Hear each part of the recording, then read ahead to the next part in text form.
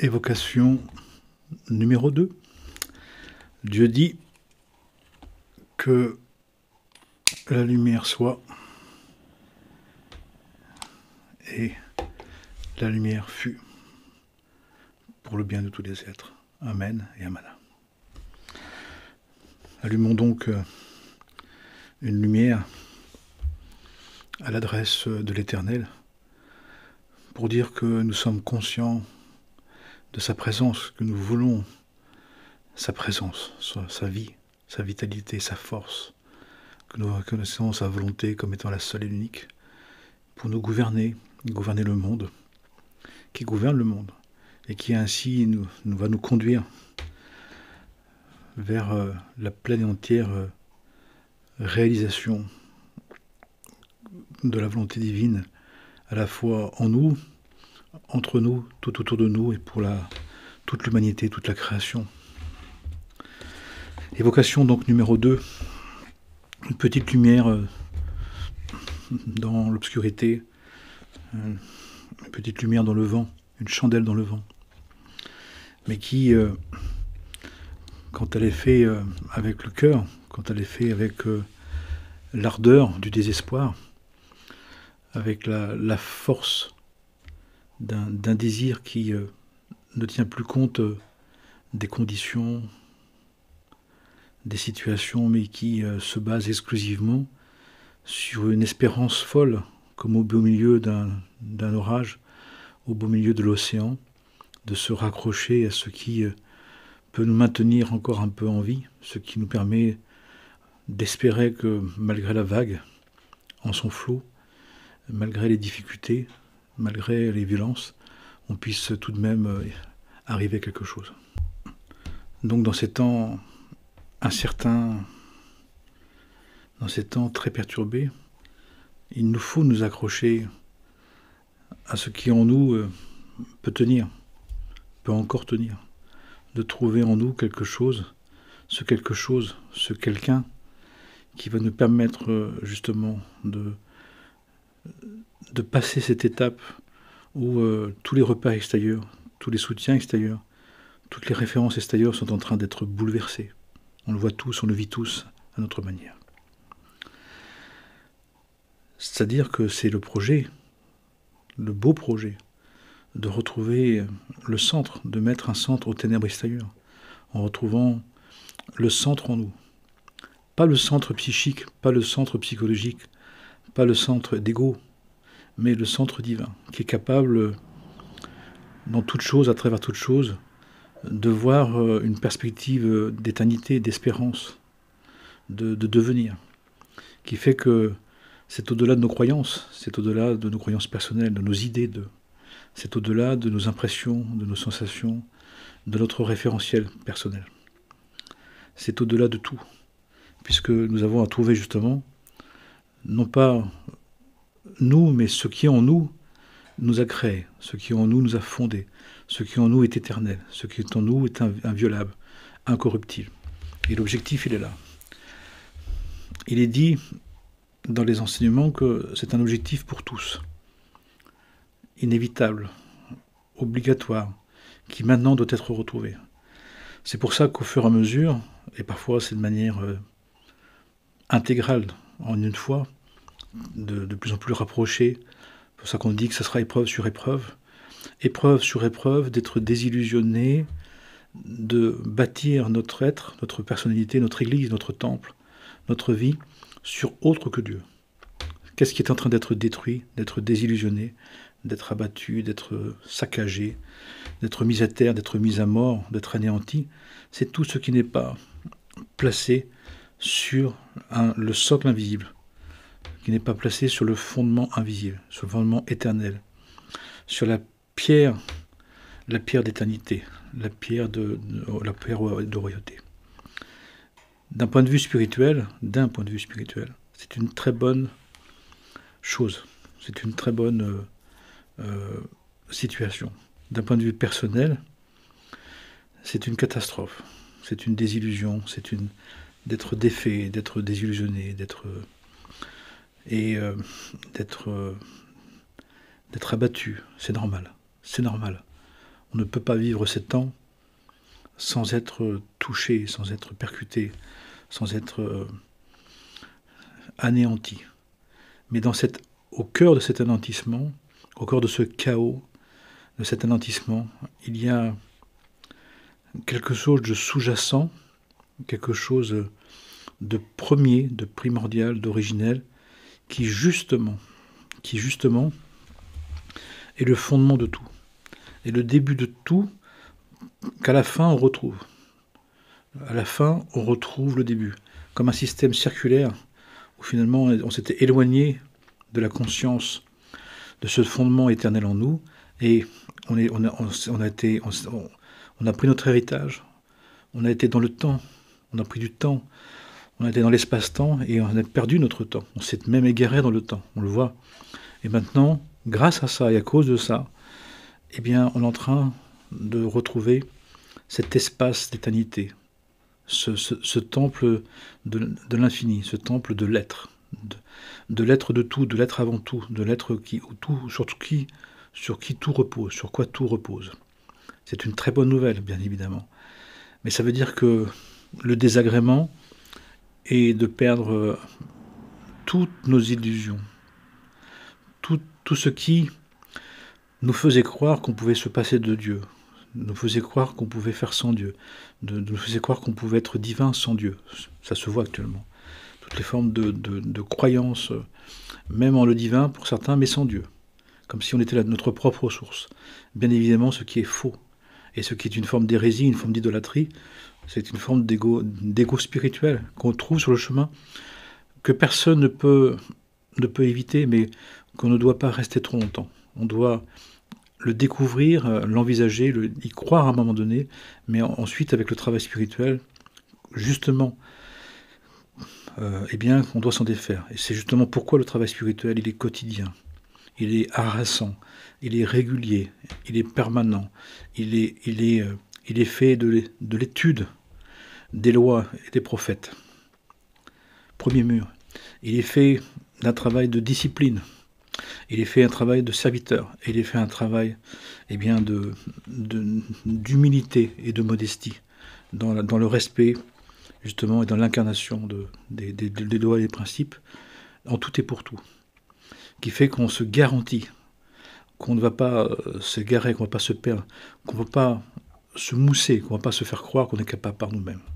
De toute façon, celui et celle qui, à un moment donné, et ça fait partie du chemin, croit qu'il peut être divin sans Dieu, qu'il peut être spirituel sans le divin, va se casser les dents, va se casser la tête, va se casser le corps, va être cassé, va être brisé. Parce qu'à un moment donné, c'est comme quelqu'un qui construit son échafaud, quelqu'un qui construit un bâtiment sur lequel il va s'élever et qui va créer la bonne hauteur avec laquelle il doit tomber. De la hauteur juste de laquelle il doit tomber pour justement reprendre conscience de la vérité. Ça ne peut passer que par là.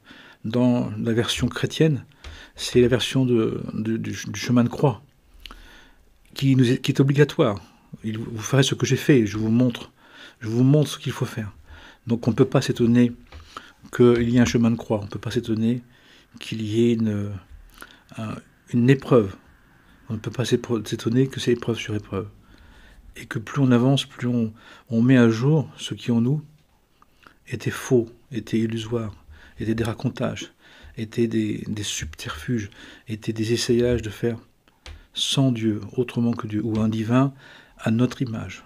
On aime bien ça, chacun d'entre nous, d'avoir un divin à notre image. Ça s'appelle une idole. Mais l'idole qu'on a créée, les idoles qu'on a créées, que l'on porte, doivent être détruites. C'est le temps de la destruction des idoles, des idolâtries. On le voit, individuel et collectif. Bien sûr que c'est très désagréable, bien sûr que c'est très dur, mais on peut accompagner ce mouvement dans le fait de le savoir. Que tout ce qui nous quitte, tout ce qui se casse, tout ce qu'on perd, tout ce qui ne veut plus de nous, tout ce qui se sépare de nous, tout ce qui s'éloigne de nous, c'est ce dont on n'a plus besoin. C'est ce qui fait qu'il va nous permettre d'avoir un sujet unique, de retrouver le dialogue, le lien, le dialogue, la connexion avec la source, le fondement la nature profonde de l'être. C'est l'objectif principal. Et c'est ce qui est en train d'arriver. Et on nous dit que c'est pour tous, individuellement et collectivement. Et c'est quelque chose d'imparable.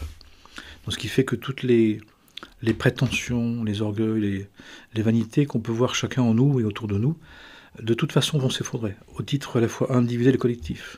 On dit que dans cette fin des temps, il y a un retour, une revenue de tous les dictateurs qui, pendant un moment donné, vont avoir l'impression de pouvoir reprendre leur statut et de poursuivre, mais ils sont en train de construire le degré d'élévation duquel ils vont devoir chuter, pour se rétamer, pour s'être foudroyés, pour être plaqués au sol, pour reprendre contact, pour que de cette hauteur de la désillusion, l'âme puisse se défaire de la glu mortelle du vieil homme, de cette espèce de goudron d'ego qui ne peut pas être enlevé qu'à partir d'un choc, d'un saisissement, d'un effondrement, d'un effraiement terrible. Et c'est ce qu'on voit actuellement dans les situations individuelles et collectives.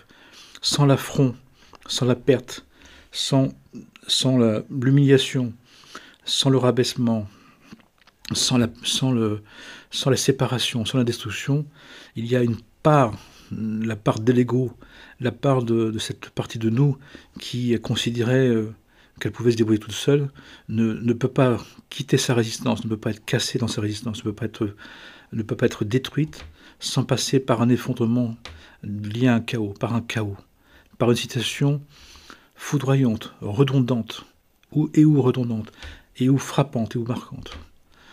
Et on peut s'attendre dans nos vies, et ça se passe déjà, et on peut le prévoir encore pour la suite, que tant que en nous il restera l'idée que quelque chose se passe sans Dieu, que nous pouvons nous en passer, que nous pouvons nous en sortir par nous-mêmes, qu'il y a une solution humaine à un problème humain, et que nous avons encore une fois oublié, et tant que nous n'avons pas intégré que la volonté divine est la seule, unique, authentique, véritable, qui nous a créés, qui nous gouverne, qui est providentielle, et sur laquelle nous devons bâtir notre Église, sur ce roc, sur cette pierre d'angle, sur ce rocher, eh bien, sur cette pierre non taillée, mais primordiale, sur cette essence de l'être, eh bien, tout ce qui n'est pas fait de ça ne peut plus tenir, ne va plus tenir. Et c'est en train, nous dit-on, de s'accélérer, on le voit. Là, il y a une espèce, parfois, de temps de pause, mais c'est juste un temps de répit. Mais on voit bien que ça ne s'arrête pas. Je dis ça parce qu'en nous, il y a quand même l'idée toujours finalement que ça s'arrête. On l'a vu avec le Covid. Toutes ces bonnes intentions qu'on a entendues, qui ont disparu en combien de temps ? En combien de temps dans votre vie, dans nos vies, dans la vie des autres, dans la vie du monde, a disparu les très bonnes intentions de la Covid ? Je jure que j'arrêterai de consommer. Je promets de changer de vie. Combien on l'ont fait véritablement ? Combien ont commencé ? Et aussitôt, ils ont été repris par les passions du monde. La passion du monde et le monde des passions. Combien ? Tous pareil. C'était un prémisse. C'était pour une des 10 forces de l'âme. Mais là, ça continue. Dans chaque force de l'âme, un impact, un foudroiement, un saisissement pour nous défaire de ce bitume de l'égocentrisme, de cette glu mortelle du vieil homme. Inévitable, impératif, obligé. Jusqu'à plus soif, jusqu'à ce qu'on réalise. Réaliser, c'est pas simplement mentaliser. On est dans un monde très mental. Les personnes, parce qu'ils ont compris, ils pensent savoir, parce qu'ils ont envisagé, ils ont compris qu'ils sont devenus. Et on les met en temps réel, la vie les met en temps réel, les met en situation réelle, relationnelle, dans la famille, dans le couple, dans le travail, dans l'amitié, dans les circonstances professionnelles, et ça explose en vol, ça ne tient pas. J'ai foi en Dieu, mais dès que j'ai un problème, je ne pense plus à Dieu. J'ai foi en Dieu quand je vais mal, mais dès que ça va bien, c'est terminé. En pensant que finalement, que Dieu est de mon serviteur, que Dieu doit me pourvoir. Et puis ceux et celles en nous, cette part en nous, qui joue un personnage, qui veut être un personnage de légende, un personnage extraordinaire, un personnage qui devrait être celui qui est capable de tout pour tout le monde. Le syndrome du sauveur, le syndrome de l'être unique, magnifique, extraordinaire. Comme si chacun n'avait pas sa propre importance, sa propre part à réaliser, sa propre nature à accomplir. Pourquoi un seul être et pas les autres ? Non, chaque être a sa part. et un vrai maître, le plus grand des maîtres et le plus grand des serviteurs. Nous voulons être un maître, soyons le plus grand des serviteurs. Un maître qui n'est pas plus grand des serviteurs n'est pas un maître. Il est un falsificateur. Il est un menteur. Un menteur. Il est dans l'égoïsme spirituel. C'est aussi simple que ça, mais aussi radical que ça. C'est marqué textuellement dans les évangiles. Le plus grand des maîtres et le plus grand des serviteurs. C'est celui qui sait s'incliner auprès des autres. C'est celui qui les sert. C'est celui qui passe en dernier. C'est celui qui dit qu'il est le dernier des derniers. Tous les grands hommes, les grandes femmes, les éveillés, les réveillés, le disent, le montrent, le démontrent, le vivent concrètement. C'est réel, c'est tangible. Et c'est ce qui est en train de se passer. Nous sommes en train d'être mis à jour, mais d'être mis à vue, mis au jour de notre réel degré spirituel, notre réel degré spirituel d'incarnation de la vérité, d'incarnation des lois divines. Et la désillusion est forte, parce que l'illusion était énorme. Mais c'est normal, ça fait partie du chemin. Et on est en train d'essayer de nous désillusionner d'accomplissements, de réalisations, de capacités que nous pouvons peut-être avoir potentiellement, mais que concrètement, en temps réel, dans l'action, dans la situation, dans la relation, nous ne sommes pas encore. Et à nous d'en tenir compte, à nous de savoir que c'est devant le feu qu'on voit le pompier. C'est au pied du mur qu'on voit le maçon. C'est en temps réel. C'est dans la situation qu'on voit. Nous pouvons faire le test. Est-ce que je pardonne? Est-ce que je suis capable de pardonner? Est-ce que je suis capable d'abandonner? Est-ce que je suis capable de faire sa volonté, d'accepter sa volonté? Si oui, c'est très concret. Ça se dit dans les situations. C'est pas agréable, mais c'est essentiel pour ne pas se leurrer, pour ne pas se flamber, pour ne pas s'illusionner, pour ne pas être des souffleurs, ne pas être des raconteurs, des imaginants, mais d'être des personnes concrètes, des personnes réalistes, des personnes incarnées, pour qu'on puisse voir comment s'améliorer, comment continuer à faire le chemin. C'est bien mieux. Le chemin est long, le chemin il ne finira pas dans cette vie. Le chemin est un long processus. Cette vie est un épisode. Après, que vous soyez d'accord ou pas, après chacun sa version des choses. Mais dans une vie, c'est juste un épisode. C'est un verset, c'est une page du livre, du grand livre de la vie. Et soit qu'on considère qu'on le continue aussi, que d'autres le continuent de toutes les manières, dans une vie, tout ne sera pas réalisé. Puisque le divin, dans cette création, a mis des cycles de temps. Et dans chaque cycle de temps, il y a un travail particulier de réalisation, qui est attitré à ce temps, et qui ne l'est pas avant et qui ne l'est pas après. Nous voyons bien que dans les temps dans lesquels nous sommes en train de terminer un cycle de temps, un travail spirituel, qui doit s'accomplir dans le temps qui nous reste, dans le temps qui nous est imparti, dans cette conclusion. Dans la conclusion, les choses sont faites, les choses sont décidées. Il est dit dans les enseignements que les choses ont été décidées, que la fin a été décidée, que la fin de ces temps est décidée, et qu'elle ne fait juste que s'accomplir, que s'incarner, que se réaliser, que se percevoir, que se mettre à jour. Ça veut dire que les choses sont décidées, qu'on ne peut plus les changer. Ce qu'on peut faire, c'est de les accepter et de les accompagner.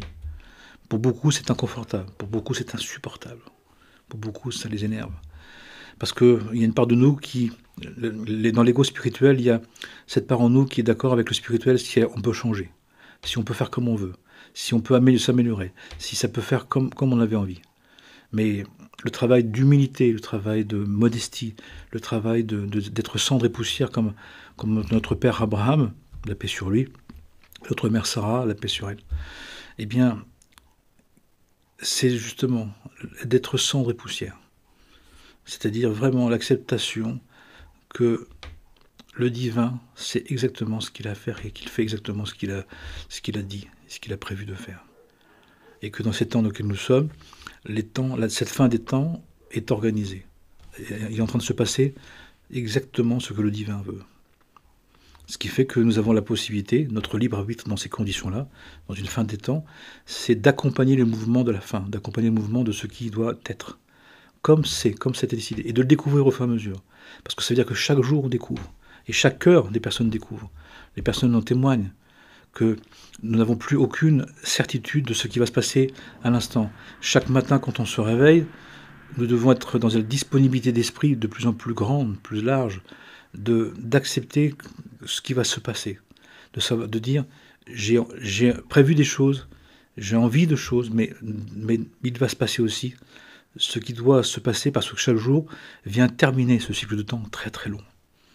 Donc de plus en plus de situations qui nous paraissent instables, qui nous paraissent inconfortables, parce qu'on est encore dans une version, dans une vision où les choses doivent être comme on veut. Le bien est le bien que je conçois, le bien que je veux, le bien que j'ai décidé, pour l'autre, dans la relation, pour moi, pour ceci, pour cela. On n'est pas encore accepté que Dieu nous conduit. On n'est pas encore accepté que le bien est en tout, et que c'est nous qui ne voyons pas le bien dans certaines situations, mais que Dieu est dans toutes les situations. Mais que le bien que Dieu veut pour nous, que Dieu a pour nous, pour notre âme divine, est dans une inconnaissance, dans une déconsidération, dans une inconscience, dans une ignorance de notre personnalité, qu'elle connote le bien qu'elle conçoit, qu'elle désire, qu'elle perçoit, mais alors que les 5 sens actuellement sont complètement perturbés, et vont l'être de plus en plus. On voit bien que nos sens, notre âme de sensation, de sentiment, d'entendement, sur un certain point de vue, ne comprend plus rien, est déboussolé. Ce qui fait que nous devons trouver en nous cet espace de conscience, cet espace de conscience, de confiance, de conscience, d'espérance, de certitude, qui nous permet, à travers les événements, de nous conduire, de les vivre, sans être bouleversés par ce qui se passe, sans être agacé de ce qui ne se passe pas, sans être énervé de ce qui se passe qu'on ne voulait pas, parce que simplement, ce qu'on peut tenir, c'est notre attitude. De plus en plus, nous devons nous fixer, nous axer, nous fortifier dans notre capacité à vivre bien ce qui se passe dans les situations, comme sont les personnes, comme sont les êtres, comme sont les relations, comme sont les circonstances, comme est le monde, et de le confier à Dieu, et de le confier à Dieu. Seigneur Dieu, puisque je ne comprends plus rien, puisque je n'y peux plus rien, ce que je peux faire, c'est de me tenir dans ta volonté et d'appeler ta volonté, de désirer ta volonté dans cette circonstance-là, d'accepter qu'à travers tout ce qui se passe, toi, tu es capable de cohérer, tu es capable d'amener tout vers le sens, ton sens à toi, vers ta volonté, vers le désir de nous sanctifier, de nous purifier, nous sanctifier, nous réaliser, nous déifier. Et nous devons passer à des croyances fragiles, faibles, à une certitude. Et cette certitude, à vrai dire, elle se trouve dans toutes les désillusions, dans toutes les incertitudes personnelles. C'est au-delà de tout, de nous-mêmes, au-delà de notre désir, au-delà de notre vouloir, au-delà de notre compréhension, au-delà de nos sensations, de nos émotions, de nos sentiments, c'est au-delà de tout ça. On peut dire en dessous de tout ça, mais c'est au-delà de tout ça. Et nous avons la possibilité de le faire. De toute façon, nous y allons. On voit bien qu'il y a quelque chose qui se fait, qui est inévitable. Nous sommes dans un mouvement, nous sommes dans un cheminement, nous sommes dans un passage qui est en train de se faire. Il n'y a pas besoin de rajouter à cette épreuve douloureuse d'une souffrance de l'incompréhension, une souffrance du refus, une souffrance de l'agacement, une souffrance de la haine, une souffrance de... Ça ne sert à rien. Ça ne sert à rien de mettre de l'huile sur le feu. Ça ne sert à rien de mettre du sel sur une plaie. Ça ne sert à rien, surtout si c'est inimitable, surtout si c'est très douloureux, surtout si c'est déjà très dur. Donc apprenons à baisser la tête, apprenons à être humbles, apprenons à apprécier, apprenons à ne plus réagir de manière instinctive ou de manière agressive ou haineuse ou prétentieuse, mais de comprendre que à travers tous les éléments, tout ce qui se passe, la volonté divine est en train d'opérer, en train de nous faire devenir ce qu'elle a décidé, ce qu'elle veut pour nous. Bien sûr, ça nous dépasse. Bien sûr que c'est incompréhensible. Bien sûr, c'est paradoxal. Bien sûr que seul le divin peut faire des opposés complémentaires, de faire des oppositions, des conflits, de la paix. Seul le divin peut nous réaliser alors qu'on ne comprend plus rien, qu'on ne peut plus rien, qu'on ne veut plus rien. C'est à montrer, c'est redevenir comme des petits-enfants, c'est redevenir comme une brebis, comme un mouton, comme un être doux, humble, modeste, simple, qui suit, de suivre le berger, le bon berger, de suivre le maître. Suis-moi, combien de fois dans les textes, suis-moi. Il n'a pas dit, d'abord je vais t'expliquer, et puis si éventuellement tu es d'accord, et que tu me dis ce que tu en penses, on va faire un... Non, il dit, suis-moi. Eh bien, suivons-le comme nous suivons une lumière. Suivons la lumière. Cette lumière, elle est en nous. Cette lumière, elle est en nous.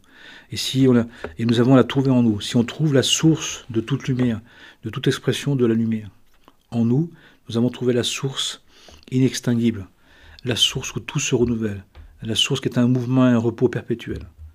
À ce moment-là, nous sommes dans la vraie liberté, la liberté des enfants de Dieu, la liberté des êtres divins, qui ne sont pas connotés, qui ne sont pas limités, qui ne sont pas réduits, qui ne sont pas influencés par les événements, qui ne sont pas conditionnés par les événements, qui ne sont pas toujours dans une réponse à un événement, qui ne sont pas dans un écho des événements, qui ne sont pas dans une réaction aux événements, parce qu'il y a un placement intérieur. Ce placement intérieur, il est fondamental, il est nécessaire, il est vital à retrouver. C'est ce qui est en train de se produire. L'idée, c'est pas de subir la vérité, c'est d'accompagner la vérité, surtout si elle est inévitable. L'idée, c'est de savoir que le temps est venu, le temps est revenu, de retrouver la conscience de cette source de la lumière qui est en nous, de la source invisible de la lumière, de la source qui, à un moment donné, apparaît comme une lumière, comme une joie, comme une chaleur, comme une paix, comme un fruit de l'esprit. Mais nous devons retrouver la conscience de la présence, qui est en tout et pour tout, où tout s'écrit dessus. La présence, c'est la page blanche de la vie, du grand livre de la vie, où tout s'écrit dessus. Et regardons à travers les événements, à travers les mots, à travers les phrases, à travers les situations et les êtres, à travers les relations, la page blanche, ce qui nous unit, ce qui est un, unitif, inclusif et universel. Ça nous appartient, c'est un regard, c'est une attitude, c'est un choix qui fait que la désillusion de ne plus tenir, de ne plus posséder, de ne plus avoir, de ne plus contrôler, on s'en passe, on peut s'en passer avec joie. Parce qu'on sait qu'il y a le maître de la vie, unique, le vrai maître de la vie, qui est ni moi, ni vous, ni personne d'autre, aucun être humain, mais qui est Dieu.